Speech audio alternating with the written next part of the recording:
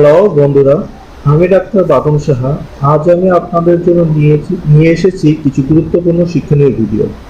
আমার এই ভিডিও দেখে আপনারা অনেক কিছু জানতে পারবেন।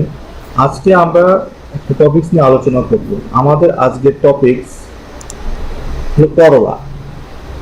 করলার পুষ্টিগুণ সম্পর্কে আমরা আজকে জানবো যে করলার কত পুষ্টিগুণ আছে। এখন আমরা বাজারে সাধারণত করলা কিনে থাকি, খেয়ে থাকি। করলা অনেক তিতা, অনেকে তিতা মনে করে অনেকে করলা খায় না, কিন্তু আসলে তিতা করলার যে কতগুলো পুষ্টিগুণ আছে তা আসলে আপনারা না দেখলে বা না জানলে এটা কখনোই বুঝতে পারবেন না। তো চলুন বন্ধুরা, আজকে আমরা দেখি কি কি পুষ্টিগুণ আছে আমাদের এই করলার। প্রথমেই দেখি যে করলা জন্মায় ট্রপিক্যাল দেশগুলোতে, অর্থাৎ কোন কোন দেশগুলো, যেমন এশিয়া, পূর্ব আফ্রিকা, ক্যারিবিয়া দ্বীপপুঞ্জ, দক্ষিণ আমেরিকা।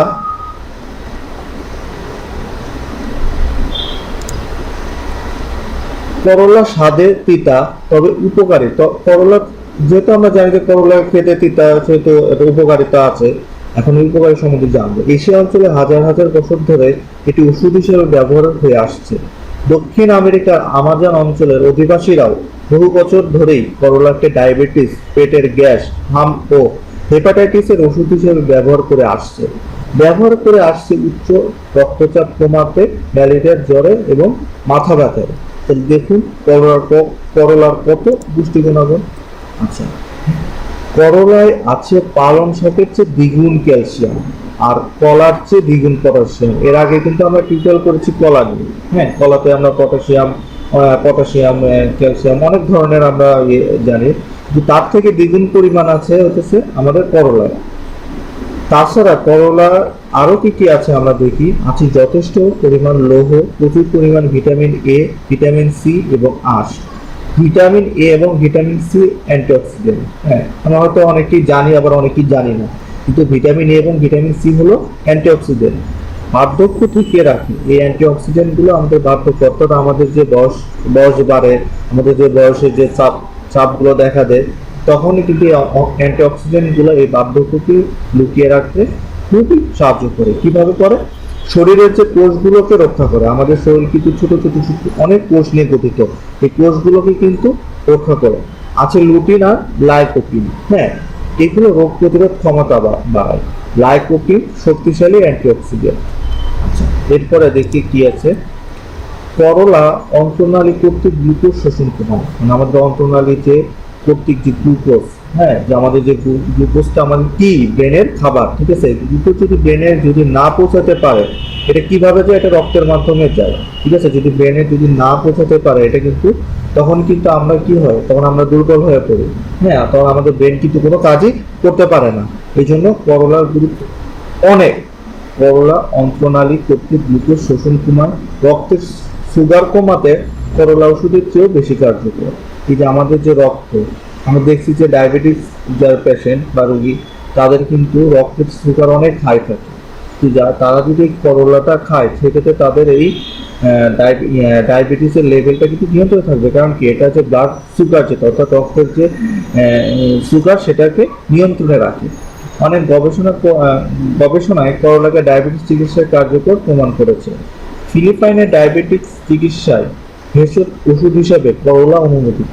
হ্যাঁ, ফিলিপাইনের মতো দেশে ডায়াবেটিস চিকিৎসায় ভেষজ ওষুধ হিসাবে করলাকে তারা ব্যবহার করে থাকে। করলায় কমপক্ষে 3টি উপাদান আছে। কি কি আছে 3টি উপাদান? সেগুলো আমরা জানি, যেগুলো হচ্ছে সুগার কমিয়ে ডায়াবেটিসে উপকার করে। এগুলো হচ্ছে চ্যারেন্টিন, ইনসুলিনের মতো পেপটাইড। হ্যাঁ, ইনসুলিন কিন্তু প্রোটিন আর পলিপেপটাইডের নেচার। এই জন্য কিন্তু ইনসুলিন আমরা কিন্তু সবসময় কি করি, আমরা কিন্তু ইনজেকশনের মাধ্যমে কিন্তু পুশ করে থাকি। এটা কিন্তু আমরা কখনো খেতে পারি না। আমরা যদি ওরালি বা মুখে যদি ইনসুলিনটা খাই, সেক্ষেত্রে কি হবে? সেটা হচ্ছে আমাদের যে গ্যাস্ট্রিক জুস আছে, হ্যাঁ, এটা আমাদের তখন কি হবে, এটা পরিপাক হয়ে যাবে। তখন আমাদের ইনসুলিন যেখানে যাওয়ার কথা, হ্যাঁ, সেখানে কিন্তু যাবে না। এই জন্য ইনসুলিনের মতো এটা পেপটাইড এবং অ্যালকালয়েড আছে। তিতা করলা অগ্নাশয় ইনসুলিন নিঃসরণকারী কোষ বিটা সেল, অর্থাৎ আমাদের যে অগ্নাশয় আছে, অগ্নাশয় দুই ধরনের সেল আছে। একটা হচ্ছে আলফা সেল আর একটা বিটা সেল। এই বিটা সেল থেকে কিন্তু আমাদের মেইনলি ইনসুলিনটা নিঃসরণ হয়। এখন আমাদের বিটা সেল যদি কোনো কারণে যদি অকার্যকর হয়ে যায়, সেক্ষেত্রে কিন্তু আমাদের ব্লাড সুগার লেভেল বেড়ে যায়, তখন কিন্তু ডায়াবেটিসের যে লক্ষণগুলা এগুলো কিন্তু দেখা যায়। হ্যাঁ, তো এখন কি করে, এই যে তিতা করলা কি করে, এই অগ্নাশয়ের যে বিটা সেল আছে এটাকে বাড়ায় দেয়। তাই করলা অগ্নাশয় থেকে ইনসুলিন নিঃসরণ করায় বলে আমরা ধারণা করে থাকি। এরপরে দেখি কি আছে। আচ্ছা, করলা ইনসুলিন রেজিস্ট্যান্স কমায়, অর্থাৎ আমরা দেখছি যে অনেক সময় ইনসুলিন নিতে নিতে এটা আবার কাজ করে না, অনেক কাজ করে না, কিন্তু করলা যদি খাই সেক্ষেত্রে আমাদের যে ইনসুলিন যে রেজিস্ট্যান্স, হ্যাঁ, এটা কমায় দিবে। করলাতে কি আছে, করলা অ্যাডিনোসিন মোনোফসফেট অ্যাক্টিভেটেড প্রোটিন কাইনেজ নামক একটা এনজাইম বা আমিষ বৃদ্ধি করে থাকে। হ্যাঁ, করলে সেটা কি হচ্ছে, এটা রক্ত থেকে শরীরে কোষগুলো সুগার গ্রহণ করার ক্ষমতা বাড়িয়ে দেয় এবং শরীরের কোষের ভিতর গ্লুকোজের বিপাক ক্রিয়া বাড়িয়ে দেয়, ফলে রক্তের সুগার কমে যায়। কিভাবে কমায় সেটা আমরা এখন জানলাম।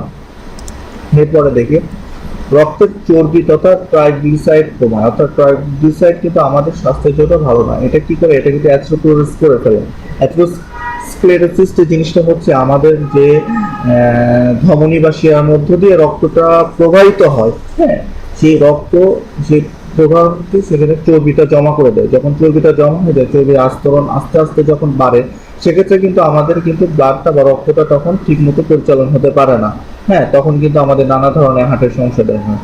সেক্ষেত্রে করলা কি করে, করলা আমাদের যে ভালো কোলেস্টেরল এইচডিএল সেটা বাড়িয়ে দেয়। করলা আমাদের এই যে এইচডিএল বাড়ায়, সেক্ষেত্রে আমাদের করলা কি হয়, রক্তচাপ কমায়। করলা কিন্তু কৃমিনাশক হিসাবে কাজ করে। করলা কিন্তু ভাইরাস নাশক। কোন কোন ভাইরাসের ক্ষেত্রে করে করলা? 1 hepatitis A, 2 herpes virus, 3 flu এবং আরো নানা রকম ভাইরাস আছে, তাদের বিরুদ্ধে ভাইরাস নাশক হিসাবে করলা কাজ করে। ক্যান্সার বিরোধী।